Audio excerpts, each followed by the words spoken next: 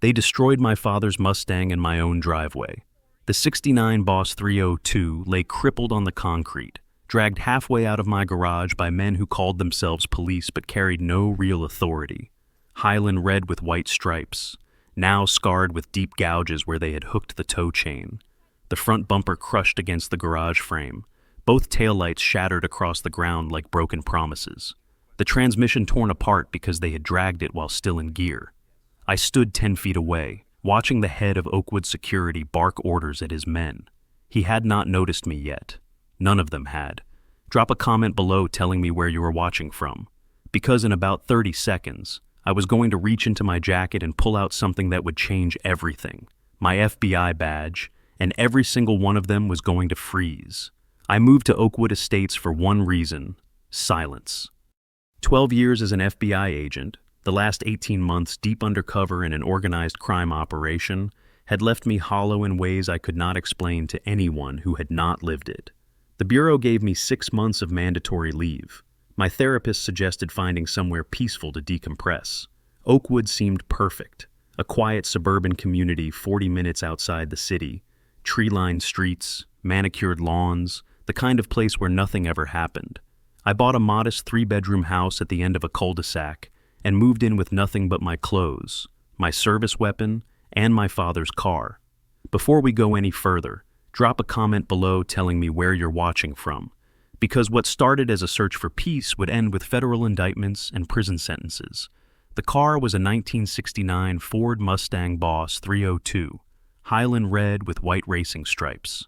My father bought it new in 1970, 3 months after returning from Vietnam. Sergeant First Class William Evans, 2 tours, Bronze Star.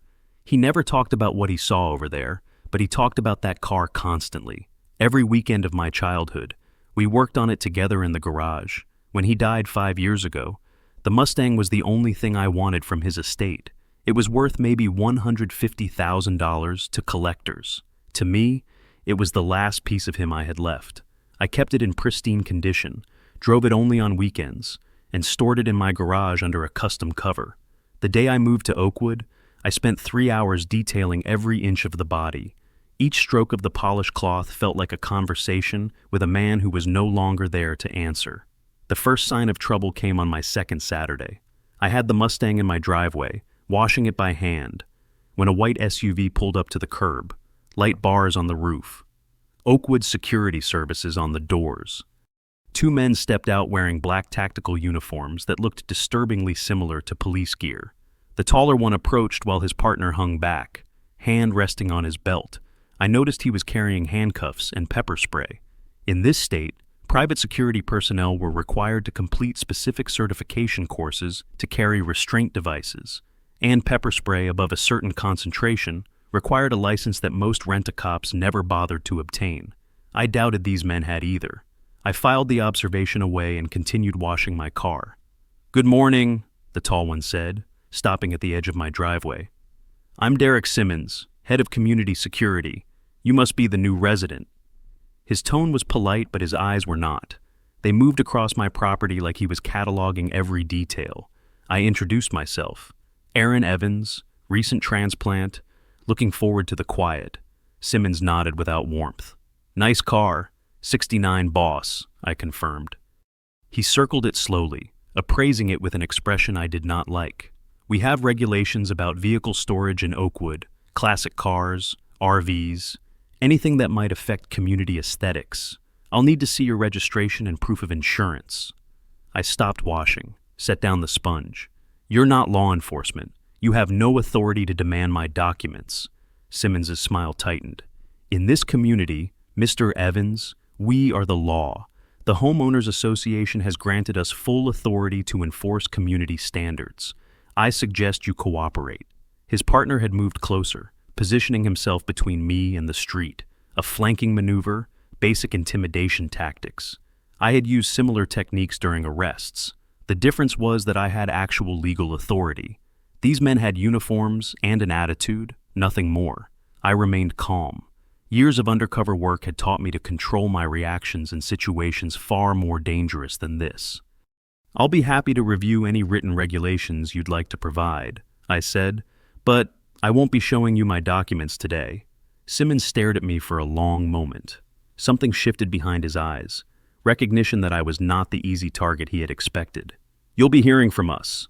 Mr. Evans, welcome to Oakwood. He turned and walked back to his SUV. I watched them drive away, memorizing the plate number out of habit. Then I finished washing my car. Inside my jacket hanging in the garage, my FBI credentials sat in the pocket next to my service Glock. Inside the Mustang's glove compartment, a dash cam recorded continuously in parking mode, motion activated, cloud backup. It had captured everything. Simmons is circling my car, his partner's positioning, every word of our exchange. I did not know yet how badly I would need that footage. That evening, I walked to the mailbox and was intercepted by an elderly man from 3 houses down, Gerald Lewis, 72 years old, retired machinist. He introduced himself with a firm handshake and a worried expression. I saw Simmons at your place this morning, he said quietly, glancing around. I wanted to warn you. They run this neighborhood like their own kingdom. Anyone who pushes back, they find ways to make life difficult. I asked what he meant. Gerald hesitated. My pickup truck. They towed it 6 months ago. Said my tires were underinflated. A safety hazard, they called it. Cost me $1,800 to get it back. The truck was worth maybe $3,000. He shook his head. I'm not the only one.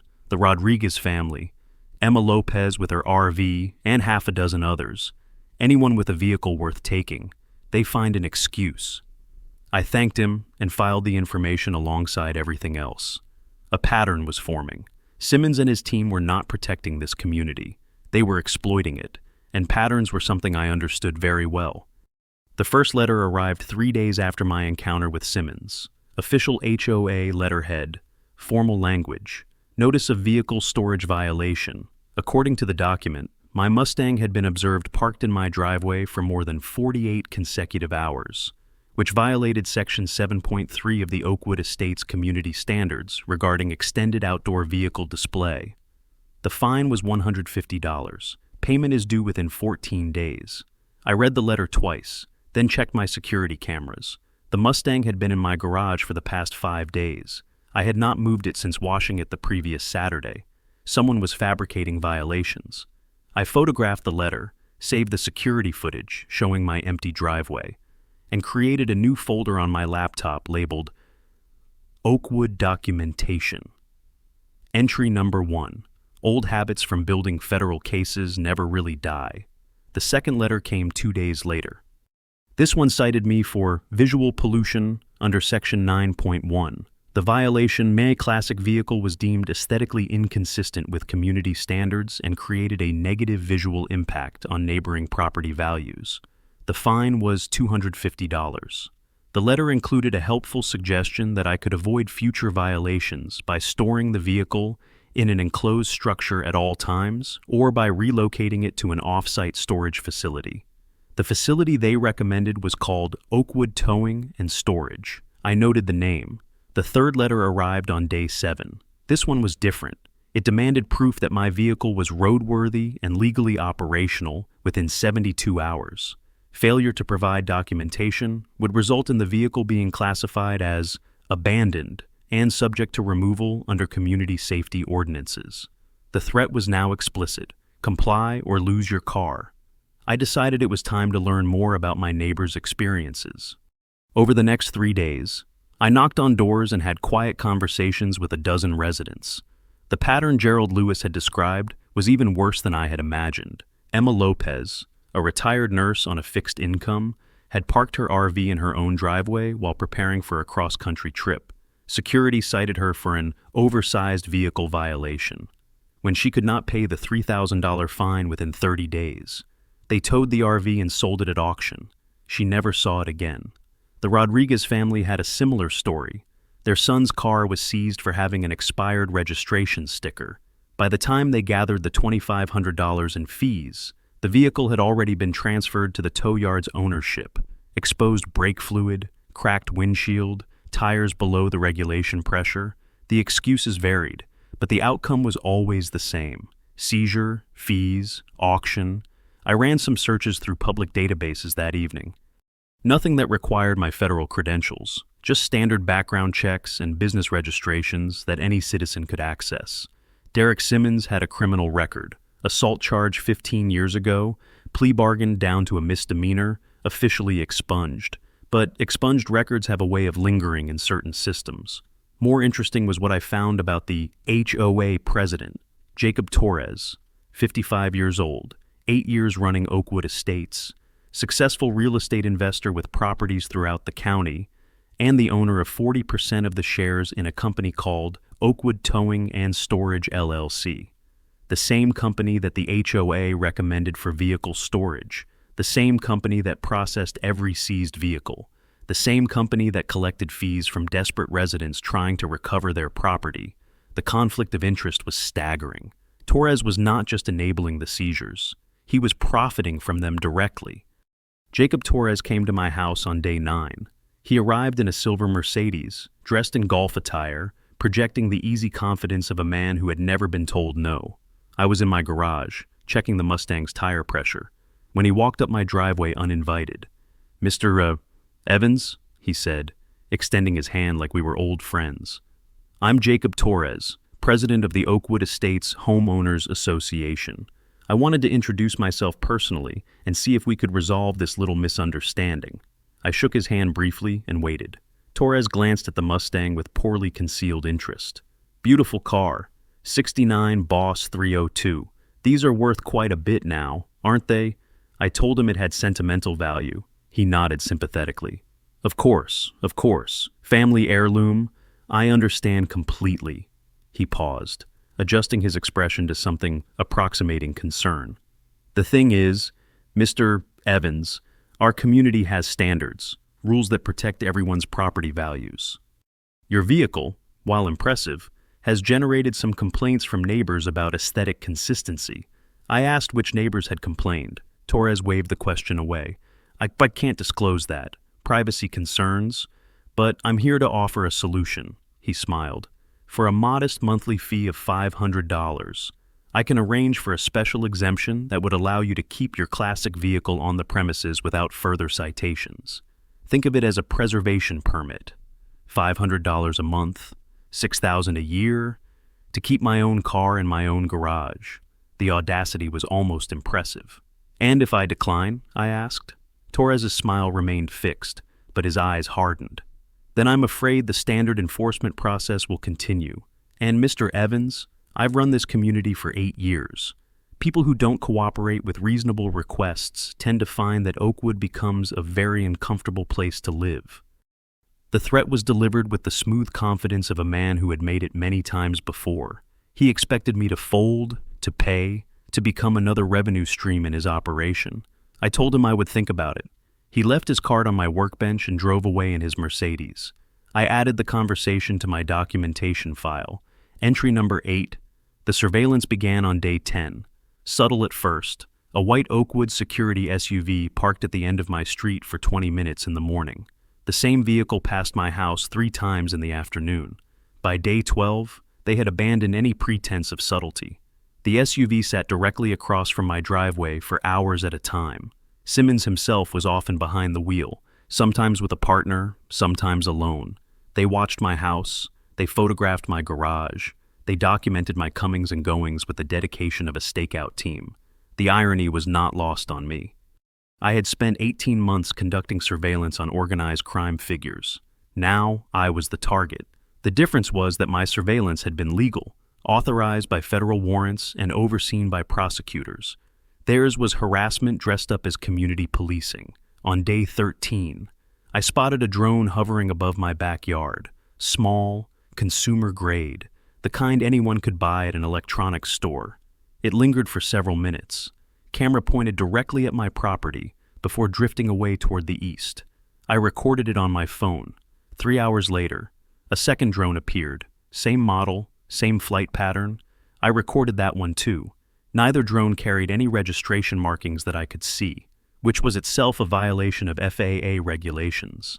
I added the footage to my growing evidence file. Simmons was escalating his intimidation tactics, testing my boundaries, trying to provoke a reaction that would justify more aggressive action. I recognized the strategy. Push until the target makes a mistake, then use that mistake against them. I had no intention of making a mistake. The psychological warfare extended beyond surveillance. Neighbors who had been friendly during my first week began avoiding eye contact. One woman literally crossed the street when she saw me approaching. Gerald Lewis explained what was happening when I stopped by his house that evening. "They're spreading rumors," he said, keeping his voice low, even though we were inside his kitchen. "Saying you're difficult, saying you threatened Simmons during your first meeting, saying you have anger issues might be dangerous." He shook his head. "It's what they do. Isolate the target, make everyone afraid to be associated with them." I asked how he knew all this. Gerald pulled out a folder from his kitchen drawer. Inside were receipts, photographs, and handwritten notes documenting 5 years of Oakwood Securities activities. "I've been keeping records," he said, hoping someone would eventually do something. The problem is, Torres has connections, local police, county officials. Every time someone complains, the complaint disappears. Gerald showed me his own case file. The $1,800 he paid to recover his truck was just the beginning. The original tow receipt listed charges that made no sense: administrative processing fee, environmental assessment fee, secure storage premium. The total was 3 times what any legitimate tow company would charge. "I called around afterward," Gerald said. "Other yards in the county charge maybe $400 for the same service. Torres charges whatever he wants because he knows people are desperate." He handed me a photocopy of a receipt from the Rodriguez family, $2,500, for a car worth less than $5,000. "They auction anything that isn't claimed within 30 days, Gerald continued. "Last year, Torres's company auctioned 47 vehicles. 47. In a community of 200 homes. You think that's normal? It was not normal. It was systematic theft operating under the protection of the HOA authority. On day 14, I found an anonymous note in my mailbox. Plain white paper, block letters. "Troublemakers don't belong in Oakwood. Leave while you can." I photographed it, bagged it for potential fingerprint analysis later, and added it to my file. Day 15 brought something more creative. At 3 in the morning, my motion sensors triggered an alert. I checked the camera footage and watched a figure in dark clothing plant a "for sale" sign in my front yard. The figure was careful to keep their face turned away from the street, but their build and movement were familiar. One of Simmons's men. I removed the sign at dawn and saved the footage. They were trying to send a message. They wanted me to feel unwelcome, unsafe, unstable. They wanted me to panic and make a decision I would regret. Instead, I made a phone call. I contacted the FBI field office in the city and asked for Special Agent Diana Walsh. She had been my supervisor before I went undercover, and she was one of the few people who knew where I was spending my leave. I explained the situation without embellishment: systematic extortion, asset seizure, potential wire fraud if they were using electronic communications to coordinate their scheme. Diana listened without interrupting. "Aaron, you're supposed to be decompressing, not building a federal case." I told her I was not building anything, just documenting. She sighed. "Document all you want, but if this escalates, you call me immediately, and do not engage physically, no matter what they do. You're on leave. You have no authority right now. If you assault a private citizen, even one who deserves it, your career is over." I promised to keep my hands to myself. She promised to flag my situation in the system so that if I called for backup, the response would be fast. It was not official, it was a professional courtesy, but it was something. That night, Simmons came to my door, 10:15 p.m. I saw him on the camera feed before he knocked. He was alone this time, standing under my porch light with his arms crossed and his jaw set. I opened the door but did not step outside. "Mr. Evans," he said, his voice flat and hard, "I'm here to deliver your final notice. You have 48 hours to remove your vehicle from this property. If you fail to comply, we will remove it for you. This is not a request. This is not a negotiation. This is your last warning." I looked at him for a long moment, the fake badge on his chest, the pepper spray on his belt, the absolute certainty in his eyes that he held all the power in this situation. "I suggest you leave my property," I said quietly. "Now." Simmons smiled. It did not reach his eyes. 48 hours, Mr. Evans. Then we come for your car." He turned and walked away into the darkness. I closed the door and checked that all my cameras were recording. The countdown had begun. Tuesday morning, 6:30 a.m. I was 2 miles from home on my usual running route when my phone vibrated with a security alert. Motion detected, garage. I slowed to a stop and opened the app. The live feed made my blood run cold. A flatbed tow truck was backing into my driveway. 2 Oakwood security SUVs flanked it on either side. Simmons stood at my garage door with 3 of his men, watching as a 4th approached the lock with bolt cutters. They were really doing it, in broad daylight, on camera. I started running back toward home, but I kept the feed open, watching every second of what was about to happen. I needed to see it. I needed to document it, and some part of me needed to witness what they were doing to the one thing I had left of my father. The bolt cutters snapped through the padlock in 3 seconds. One of the men rolled the garage door up while Simmons stepped inside, surveying my property like a conqueror entering a defeated city. "There it is," I heard him say through the dashcam audio still recording inside the Mustang. "Beautiful. This one is going to fetch a nice price at auction." Another voice, unfamiliar. "Boss, it's in gear. Parking brakes on. We can't just roll it out." Simmons's response was immediate. "Then drag it, hook the chain and pull. I don't care if you have to rip the transmission out. We're not leaving here without this car." I heard the sound before I saw it happen. Metal screaming against concrete, the grinding shriek of a machine being tortured by men who did not care what they destroyed. I ran faster than I had run in years, but I already knew I would be too late. 15 minutes later, I turned onto my street. The tow truck was gone. My garage door stood open, revealing a space and deep gouges carved into the concrete floor. Gerald Lewis stood at the edge of my property, his face pale. "I tried to stop them," he said, voice trembling with age and anger. "I came out when I heard the noise, told them they had no right." Simmons just laughed, said they were authorized to remove abandoned vehicles. "Your car was running last week." I saw it. That wasn't abandoned. I thanked him quietly, told him it was not his fault. There was nothing he could have done. I walked into the garage and stood in the silence. On the wall above my workbench hung a framed photograph.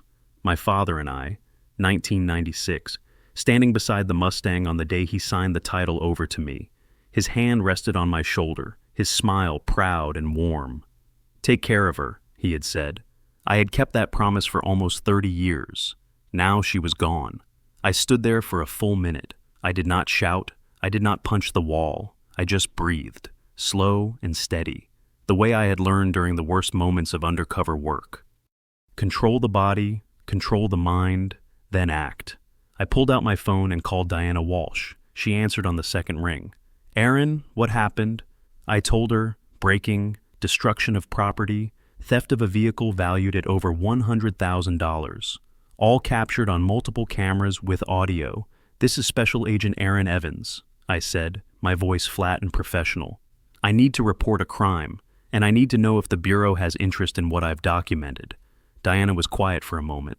"This isn't a formal case yet, but I can send 2 agents for a preliminary assessment. If what you have is as solid as it sounds, we can discuss next steps." I thanked her and ended the call.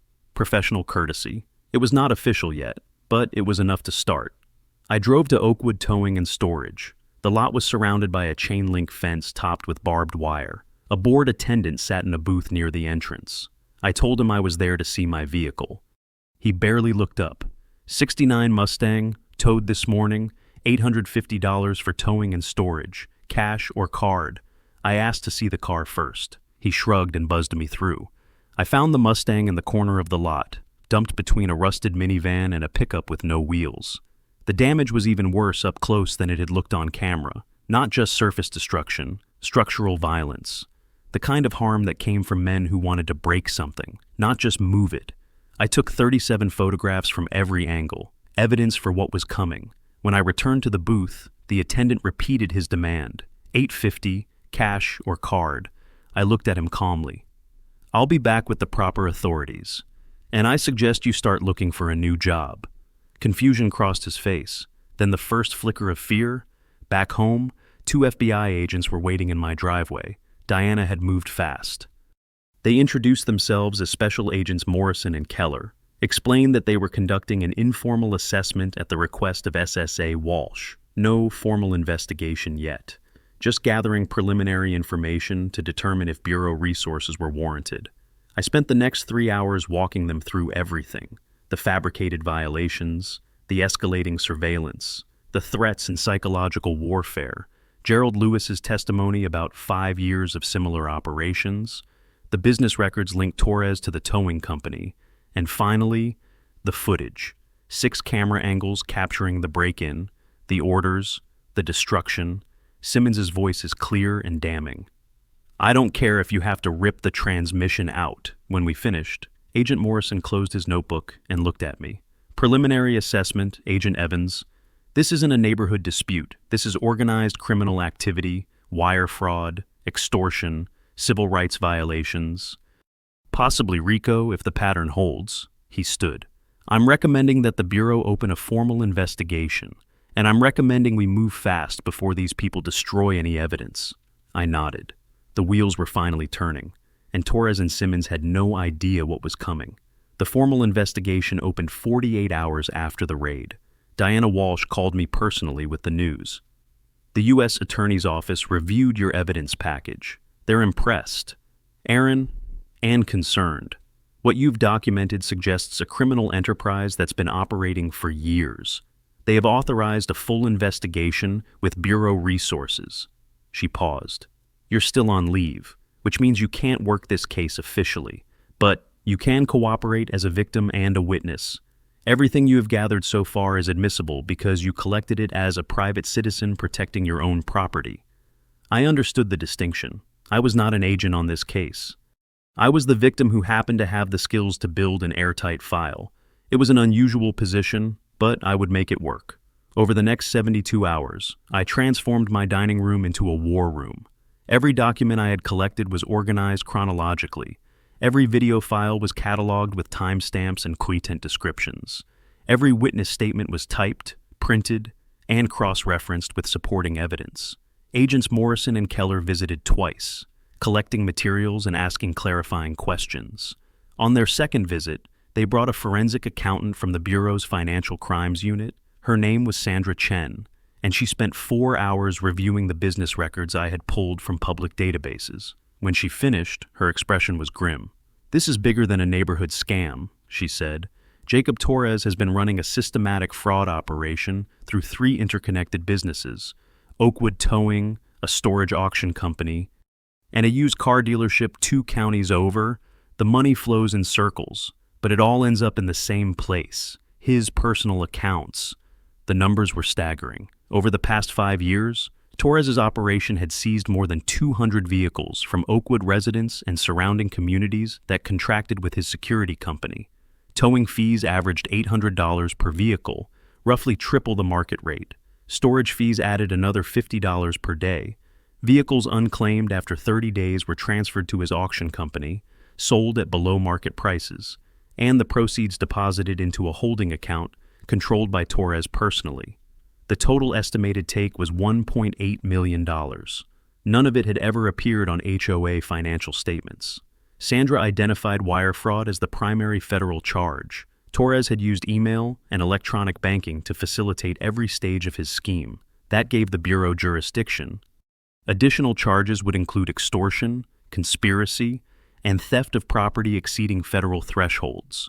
For Simmons, there would be charges related to impersonating law enforcement, assault by intimidation, and breaking. The security team members who participated in the raid would face conspiracy charges at a minimum.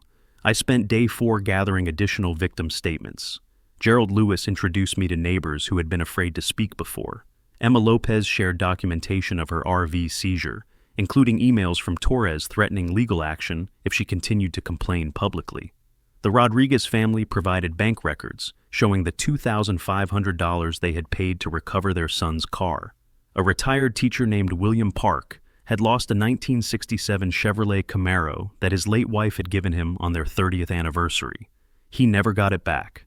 The auction company sold it for $11,000. Park received nothing. Each story added weight to the case. Each document strengthened the pattern. By the end of the week, I had statements from 15 victims representing nearly $300,000 in documented losses. The real number was certainly higher, Many victims had simply paid and moved on, too afraid or too exhausted to fight. On day 5, Diana called with an update. The U.S. attorney wants to move quickly. There's concern that Torres might destroy evidence if he suspects an investigation. We're planning coordinated arrests for Saturday, during the annual HOA meeting. Maximum visibility, maximum impact. She hesitated. There's one more thing we need. Torres is on record admitting to the scheme, or at least demonstrating consciousness of guilt. Can you get him talking? I told her I could. That afternoon, I called Jacob Torres on his personal cell phone. I kept my voice humble, defeated, exactly what he expected to hear from someone he had crushed. Mr. Torres, this is Aaron Evans. I've had some time to think about my situation. I just want my father's car back. I'm willing to pay whatever it takes to make this go away. Torres was silent for a moment, savoring his victory. That's a very mature attitude, Mr. Evans. I appreciate you coming to your senses. I asked what it would cost to recover my vehicle and end the conflict. Torres chuckled. Well, there's the towing fee, storage, administrative costs, damage assessment. Let's call it $5,000. And I'll personally ensure your vehicle is released and all outstanding violations are dismissed. $5,000 for a car that they had destroyed, for the property they had stolen. I swallowed my rage and kept my voice steady.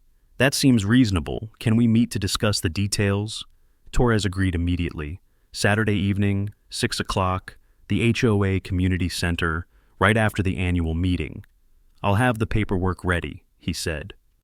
Bring a cashier's check, and this whole unpleasant business will be behind us. I thanked him and ended the call. The entire conversation had been recorded. One-party consent state, perfectly legal, perfectly admissible. Torres had just offered to release stolen property in exchange for payment. In legal terms, that was extortion. In practical terms, it was the final nail in his coffin. I forwarded the recording to Agent Morrison that evening. His response was brief and satisfactory. Perfect. We'll see you Saturday. Agent Evans, bring your badge. You're going to want it for what happens next.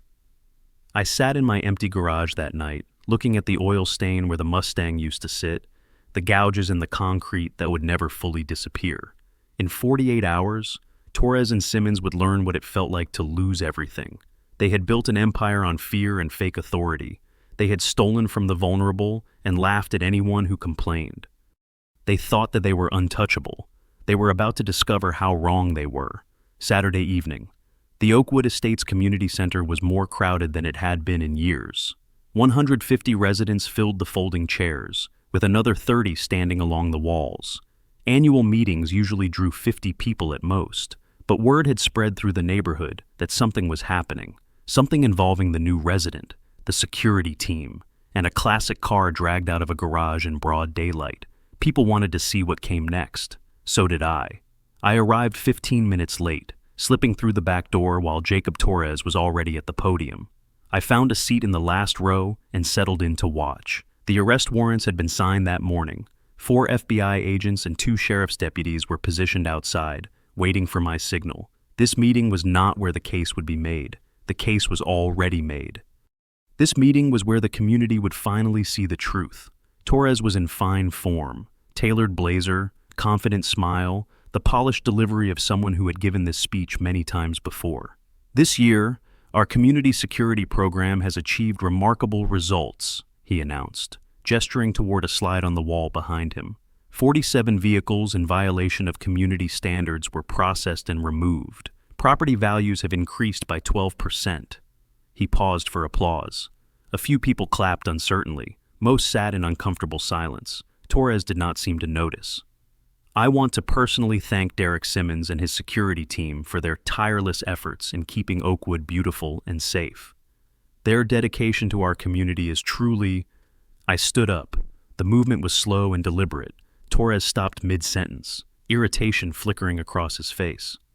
Excuse me, we're in the middle of a presentation. I walked forward. Each step is measured. The crowd parted instinctively as I moved down the center aisle. Simmons stepped forward, positioning himself between me and the podium. His hand drifted toward his belt, muscle memory from years of intimidating residents. Sir, you need to return to your seat. I stopped 6 feet from him, close enough for everyone to see, close enough for what came next.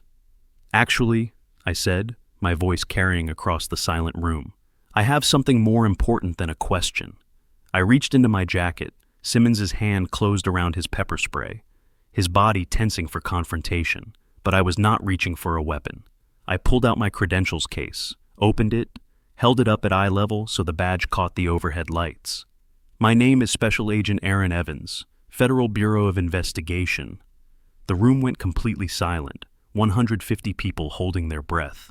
Torres's face drained of color, white spreading from his collar upward. His mouth opened, but no words came out.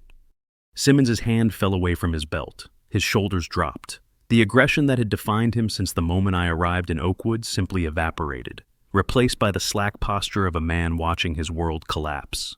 I let the silence hold for 5 seconds. Then I lowered the badge and turned to address the room. 6 days ago, Mr. Simmons and his team broke into my garage. They destroyed my property. They stole my vehicle, a 1969 Ford Mustang that belonged to my father, a Vietnam veteran who served 2 tours for this country. I connected my phone to the projector. Torres's slide about property values disappeared, replaced by video footage of his security team breaking into my garage. The crowd watched in stunned silence as Simmons directed the operation. They heard his voice, clear and damning. When the footage ended, I switched to a financial summary. 200 vehicles over 5 years. $1.8 million funneled through 3 interconnected businesses, all controlled by the man standing frozen at the podium. The numbers spoke for themselves. Torres finally found his voice. It came out high and strained. "This is entrapment. This is illegal. You can't just—" I cut him off. "Recording crimes in progress is not entrapment. Mr. Torres, the federal investigation began 4 days ago. These arrest warrants were signed this morning." The side doors opened. 4 figures in FBI windbreakers walked calmly into the room. Behind them, 2 uniformed deputies from the county sheriff. The timing was not a coincidence. It was choreography. I had sent the signal the moment Torres tried to speak. Emma Lopez was the first resident to react. She did not stand. She pressed her hands to her mouth and began to cry, her shoulders shaking with 3 years of suppressed grief. "That's my RV on that spreadsheet," she whispered, loud enough for those around her to hear. "They told me I was the problem. They told me I should be grateful they didn't sue me." William Park rose slowly from his seat near the back, leaning on a cane for support. He did not speak at first. He simply held up a photograph. A 1967 Camaro, cherry red, with a woman smiling beside it, his late wife. The car was sold while he was recovering from heart surgery. 30 years of marriage, he said quietly. That car was all I had left of her. The Rodriguez father remained seated, but he pulled his teenage son close, one arm wrapped around the boy's shoulders. No words, just the silent relief of a family that had paid $2,500 to avoid losing more. Gerald Lewis caught my eye from across the room. He did not stand. He did not speak. He simply nodded once, slow and deliberate. 5 years of documentation, 5 years of waiting for someone to listen. Vindication did not require words. Torres backed away from the podium as Agent Morrison approached. "Jacob Torres, Derek Simmons, you are under arrest for wire fraud, extortion, conspiracy, and theft. You have the right to remain silent." Torres tried to protest as the handcuffs closed around his wrists. "This is a mistake. I have lawyers. I have connections. You have no idea who you're dealing with." Morrison guided him toward the door. "The U.S. attorney knows exactly who you are, Mr. Torres. So does the federal grand jury." Simmons offered no resistance as the second agent cuffed him. He did not threaten. He did not bluster. He simply stared at the floor, refusing to meet anyone's eyes. The fake authority was gone. The intimidation was gone. All that remained was a man in a costume, facing the consequences of believing his own performance. They were led out through the front doors, past the residence they had exploited for years. Some people watched in silence. Others called out accusations. One woman spat at Torres' feet as he passed. I stayed inside, letting the agents handle the transport. This was their arrest, their case. I was just the witness who had made it possible. When the doors closed, the room erupted in noise, questions, Tears, embraces, rage, 5 years of fear and frustration, finally finding release. I slipped out the back door and stood alone in the parking lot, breathing the cool evening air. The Mustang was still in that impound lot, damaged and waiting, but it would come home soon, and the men who had destroyed it would spend years paying for what they had done. The 72 hours following the arrests were a blur of warrants, searches, and revelations. FBI agents executed simultaneous raids on the HOA office, Torres residence, Oakwood Towing, and the storage auction facility 2 counties over. I was not part of the search teams, but Diana Walsh kept me informed as each piece of the puzzle fell into place. What they found was worse than even I had anticipated. Torres had kept meticulous records, not out of carelessness, but out of arrogance. He never imagined anyone would look. In his home office, agents discovered a leather-bound ledger he called the Opportunity List, names of residents, descriptions of their vehicles, estimated values, and notes on personal circumstances that made them vulnerable. Recently widowed, medical bills, difficult divorce. He had profiled his victims the way a predator studies prey. The digital evidence was equally damning. Email chains between Torres and Simmons discussing which vehicles to target next. Text messages coordinated the timing of seizures to maximize storage fees before owners could respond. Financial records showing payments to 3 other HOA employees who had assisted in the scheme. And buried in a folder labeled Insurance, bank statements for an offshore account in the Cayman Islands. Over the past 5 years, Torres had transferred $400,000 to that account. Money he never intended to share with anyone. Simmons had his own secrets. His personnel file from a previous security job showed he had been terminated for excessive force against a teenager who parked in a reserved space. The company had settled quietly to avoid litigation. Torres knew about the incident when he hired Simmons. It was not a liability. It was a qualification. The federal grand jury convened 8 days after the arrests. I testified for 3 hours, walking the jurors through the evidence timeline, the video footage, and the financial connections. Other witnesses followed. Gerald Lewis described 5 years of watching neighbors lose their vehicles to manufactured violations. Emma Lopez explained how she had been threatened with legal action when she tried to complain publicly. The Rodriguez family testified about the impact on their son, who had lost his job because he could not get to work after his car was seized. By the end of the second day, the grand jury returned indictments on all counts.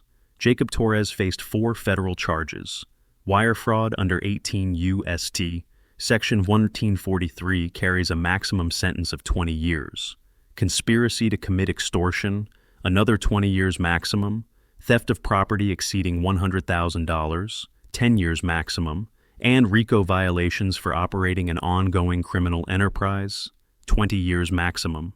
Derek Simmons faced his own list: conspiracy to commit theft, breaking, impersonating law enforcement, a state charge that the U.S. attorney agreed to prosecute federally due to the scope of the operation. His maximum exposure was 18 years. 3 other HOA employees were indicted on conspiracy charges. The tow yard manager was charged with receiving stolen property.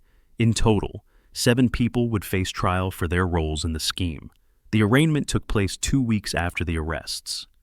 I sat in the gallery, watching Torres and Simmons stand before a federal magistrate in orange jumpsuits and handcuffs. The confidence that had defined Torres at HOA meetings was gone. He looked smaller somehow, diminished. When the magistrate asked how he pleaded, his voice cracked. Not guilty. The words sounded hollow even to him. Bail was set at $500,000 for Torres. His family could not raise it. Simmons's bail was set at $250,000, but the magistrate added a flight risk designation that required electronic monitoring even if he could pay. He could not. Both men were remanded to federal custody to await trial. The victims filled the courtroom that day. Not just the ones I had interviewed, but others who had come forward after the arrests became public. 63 families in total. Some had lost vehicles, others had paid thousands in fraudulent fees to avoid seizure. One elderly couple had sold their home and moved rather than continue fighting an HOA they believed was untouchable. The total documented losses exceeded $2.3 million. The prosecution estimated the actual figure was closer to $3 million when accounting for victims who had never reported their experiences. The trial lasted 2 weeks. Torres hired an expensive defense attorney who argued that everything his client had done was authorized by the HOA bylaws. The jury was not persuaded. The evidence was too overwhelming. The footage is too damning. Torres' own words, recorded during our phone call, were played for the jury 3 times.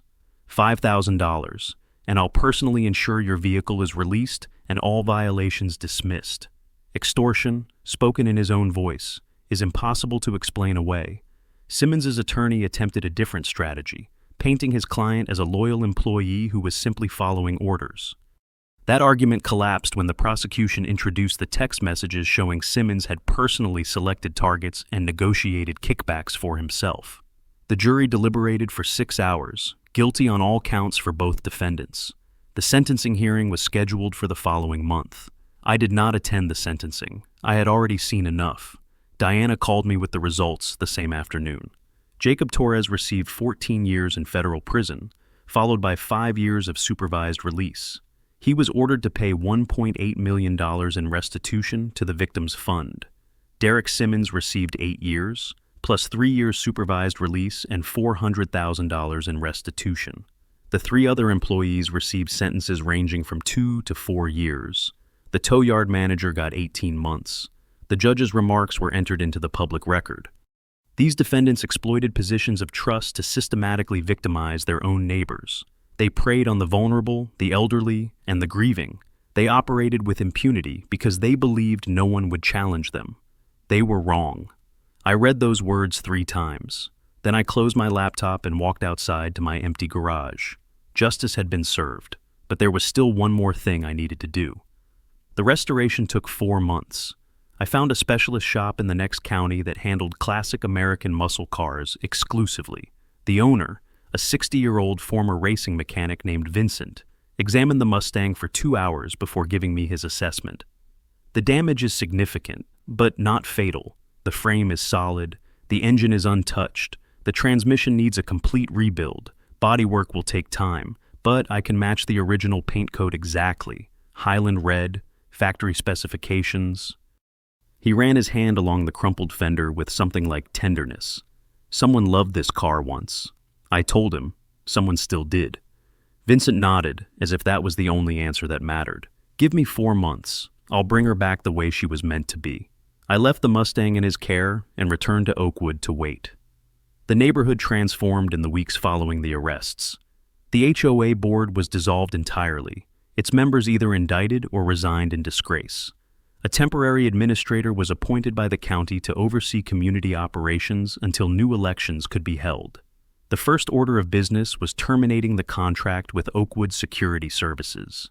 The white SUVs, with their light bars and fake authority, disappeared from the streets overnight. No more patrols, no more surveillance, no more manufactured violations. Residents walked their dogs and washed their cars without looking over their shoulders.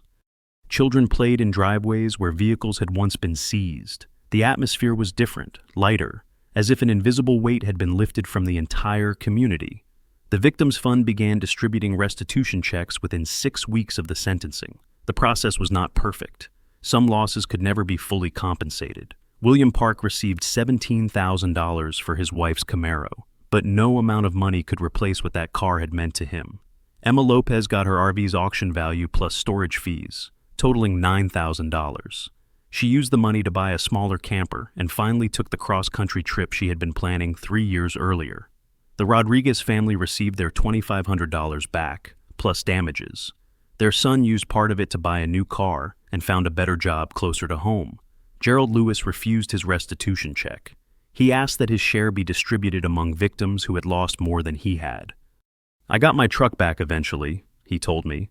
Others weren't so lucky. New elections were held in early spring. Gerald was nominated for HOA president by acclamation. He tried to decline, citing his age and lack of interest in administrative work. The community would not accept his refusal. "You're the one who kept records for 5 years," Emma Lopez said at the nomination meeting. "You're the one who never stopped believing someone would listen. If not you, then who?" And Gerald accepted with the condition that the board establish a transparent oversight committee with rotating membership. No single person would ever control the HOA's finances again. No security contractor would ever carry equipment beyond basic communication devices, and vehicle enforcement would be limited to genuine safety violations, verified by independent inspection. The bylaws were rewritten, the rules were clarified, the era of manufactured violations was officially over. I returned to active duty at the Bureau the same week the new HOA board was sworn in. Diana Walsh assigned me to a financial crimes task force, a role that kept me closer to home than my previous undercover work. I was grateful for the change. 18 months in deep cover had nearly broken me. The Oakwood case had reminded me why I became an agent in the first place. Not for the adrenaline, not for the danger, for moments like watching Torres and Simmons led away in handcuffs, while their victims finally found their voices, for the knowledge that systems of exploitation can be dismantled when someone refuses to look away. I had come to Oakwood searching for silence.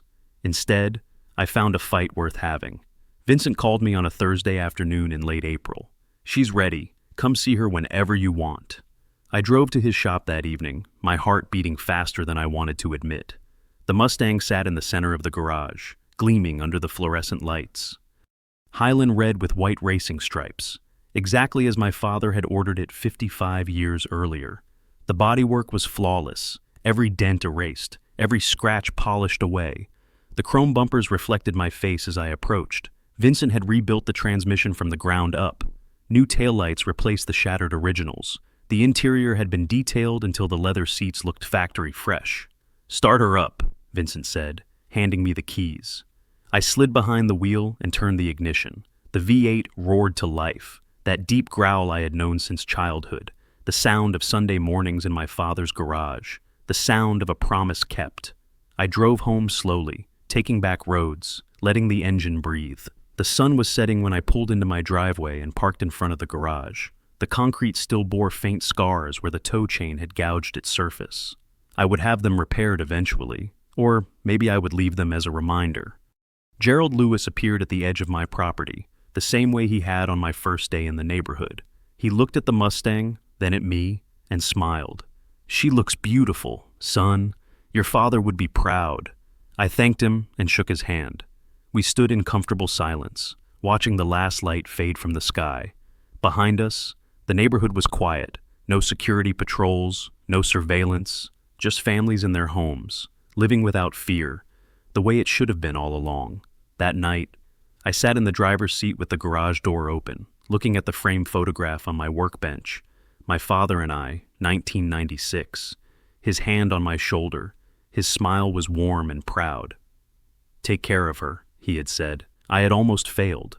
Men with fake authority and real greed had nearly taken the last piece of him I had left. But almost is not the same as success. The Mustang was home. The men who destroyed her were in prison. And the community they had terrorized for 5 years was finally free. Some things are worth fighting for. Some promises are worth keeping. I started the engine one more time, just to hear it run. Then I closed my eyes and let the sound carry me back to a Sunday morning when my father was still alive, and the world made sense.